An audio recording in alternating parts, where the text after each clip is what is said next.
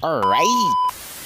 Alright, tara ko yung napunta sa ato kurimos diri lalom sa dagat sa nga ni kita permite atong panginabuhi mga nabang madto tag dagat pamana ngitag isda panudan kay atong tirada syempre makapanudan para atong pamilya ba. So karon sama ko yugi ko ani sa akong style karon sa atong pagpanagan no.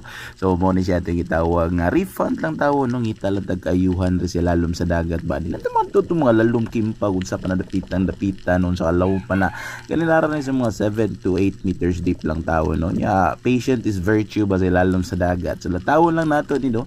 While ka paabot li kita wala tuo taas ubos bisag asa dapita nga view nga makita ri lalom sa dagat do paabot lang tag isda basta ba ade ade skilid sa tong wala isa ka kitong or sa ka rabbit fish piti diretso good size na kayo pang pinirito panudan panihapon ingon ana ra gyud tawon. So naate nakita dito nga usa ka pawikan no na disturbo na to siya sorry kayo noy pero ay kabalaka kay awan man na to siya maunsa no so kumbati ra gyapon kani nga pagpamana no sige tawag na tong naalantay ka na nga kuan ba selective fishing unsa natong gusto o sa atong ganahan kanon mo ra pud atong kwaon nila patang palabi bisag unsa ba kaya pagpamukot maglisod ta wa tagagmay dagko basta dili kay selective pero kumbati ra gyapon nga nana ra na siya o gamo niya tong kuha usa ka kitong klaro na pud gyatong panood-an gani paksi na pong bahaw sa Jollibee.